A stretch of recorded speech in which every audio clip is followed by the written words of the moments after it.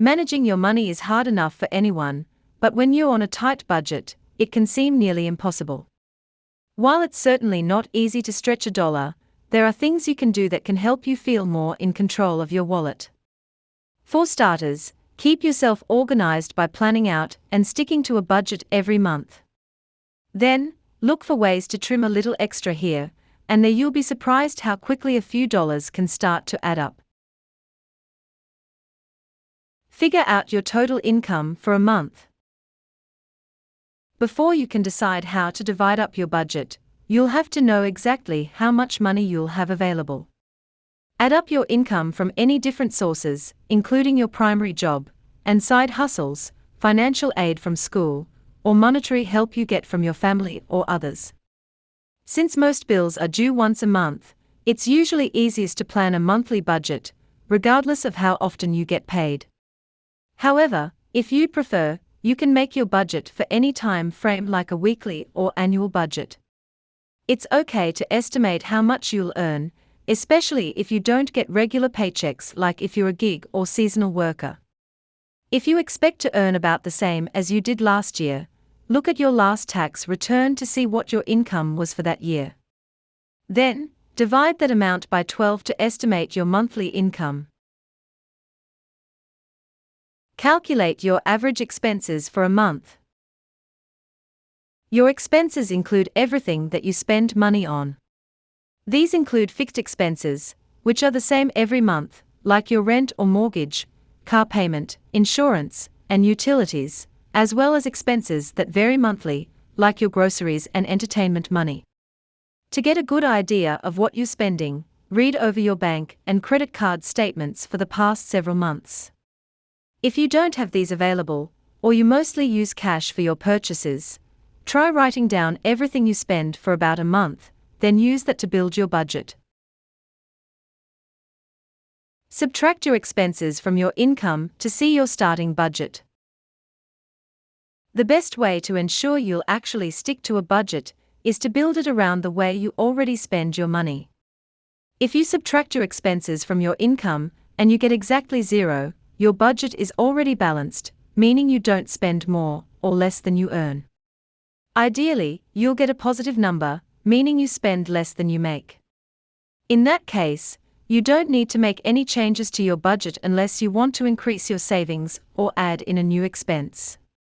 If you get a negative number, you're spending more than you earn each month, and you'll have to find some way to cut back on your expenses. Look for areas you can cut back if there's not enough left over. Sometimes, you don't realize how much money you're spending on things until you see it written out. Go over your expenses and see if there's anything that you're spending a lot of money on. Then, think about whether that spending matches your priorities. If it doesn't, it may be an area where you can save some money each month. For instance, when you add everything up, you might be surprised to see how much money you're spending on snacks and sodas on your way home from work each day. That might be something you can easily cut out, and you can use that money for something you really need. Remember, you'll probably do better at sticking to your budget if it's realistic, so leave a little money to treat yourself occasionally. You don't have to stop going to new restaurants or buying books if you really love it. Just be deliberate with the money you spend doing it so you don't overspend. You don't have to cut out all of your extra spending, but you do need to understand where your money is going. That way, you'll know whether you're spending money on the things you really prioritize, and you'll be less likely to overspend. Save some of your leftover money each month. It can seem really hard to put extra money aside when you're on a tight budget. However, it's essential to have a savings fund, especially if you wouldn't be able to financially cover an emergency. It's a good idea to have 3 to 6 months' worth of expenses in your emergency savings, but it's okay if you can't save that all at once. Even if you start out only saving $5 or $10 a month, it will help to have that extra cash on hand in case you run into something like an injury, unexpected expense, or loss of wages. Set a savings goal for yourself and stick to it, like saving $10 out of your paycheck every week. It can help if you automatically deduct some of your savings from each paycheck. You won't miss the extra money as much since you'll never actually see it. Keep your savings in a separate account from your bill and spending money so you don't accidentally use it. Once you have your emergency savings built, you can set new savings goals, like taking a vacation or buying a car.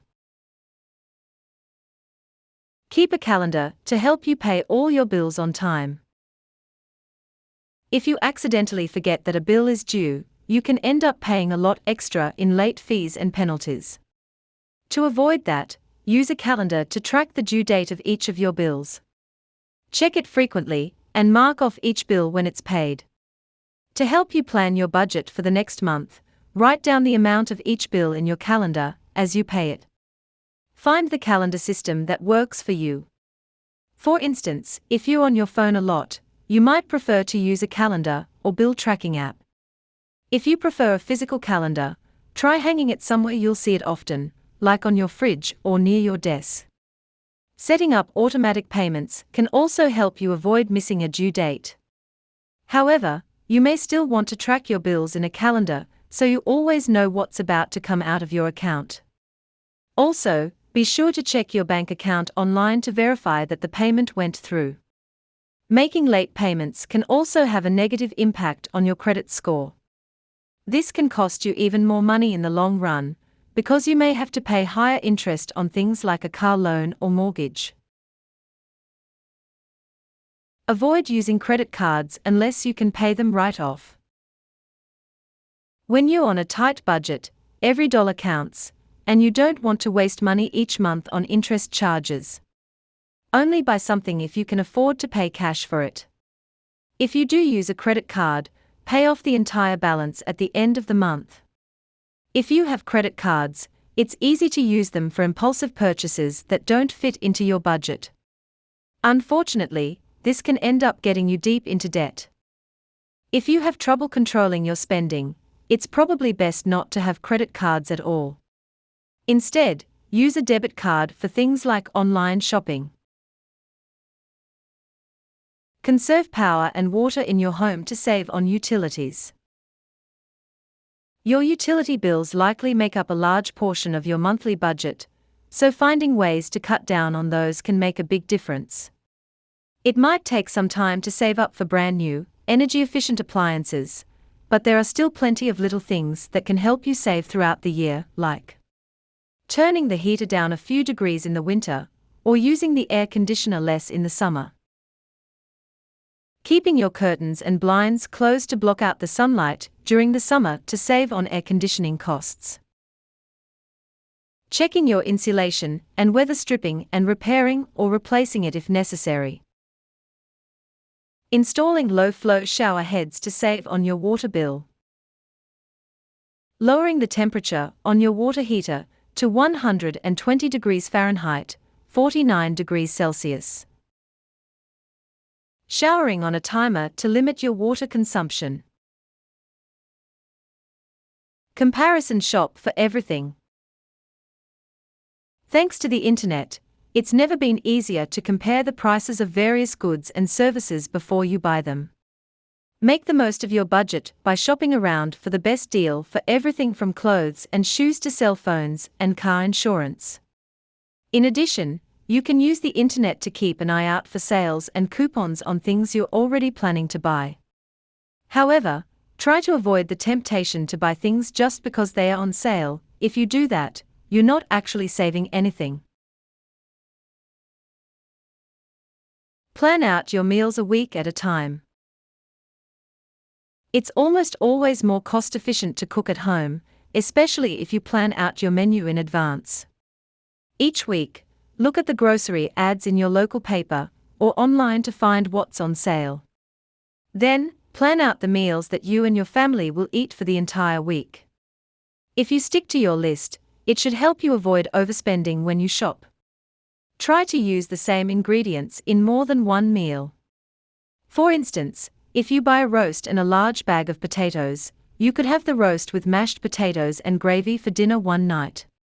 Then, You could serve the leftover roast on sandwiches the next day for lunch and use the rest of the potatoes for fries with dinner another night. Proteins and veggies can be expensive.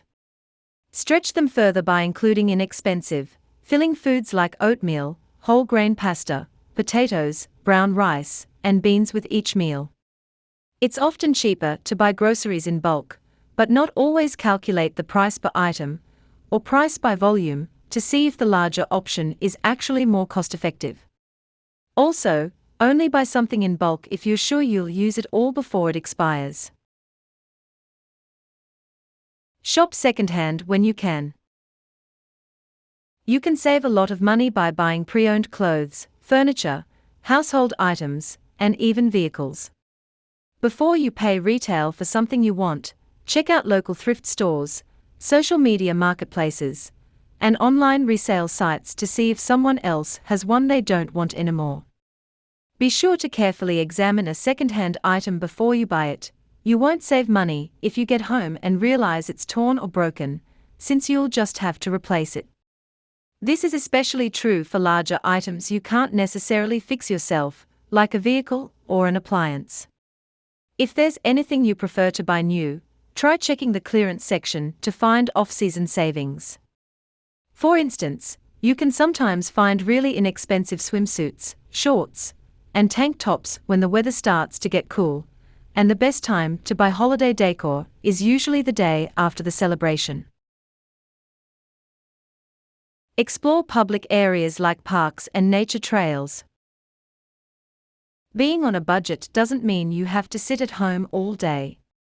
Anytime the weather is nice, head out to your favorite local park, hike a nearby nature trail, or just go for a walk somewhere with pretty scenery. Being in the fresh air will help brighten your mood, and it doesn't cost anything to go outside.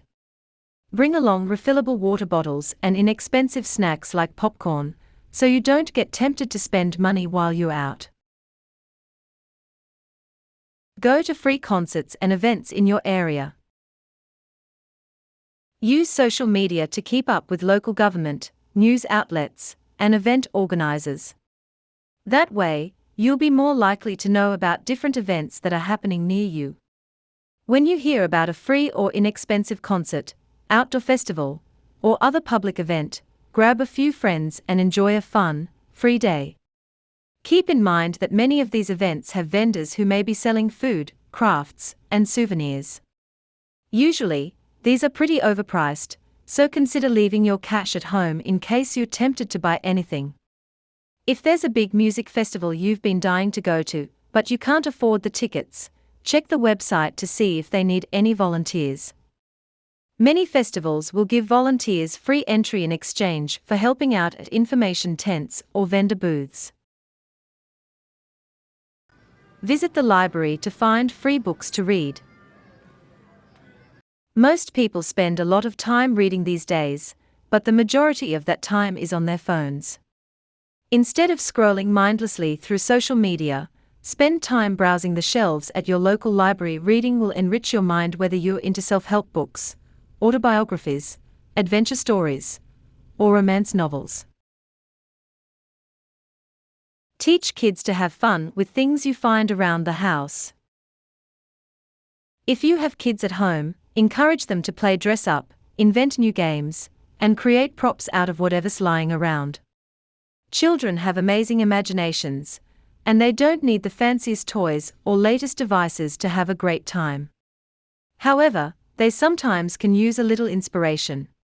For instance, you might fold hats out of newspaper, then decorate them to look like pirate hats. Then, you could make swords out of cardboard and run around being swashbucklers for an afternoon.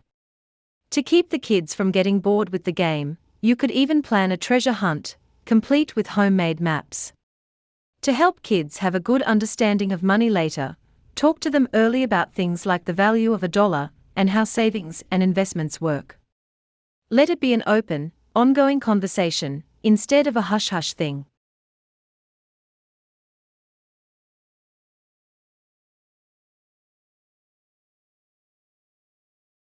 Thanks for watching. Please subscribe, like and share this video.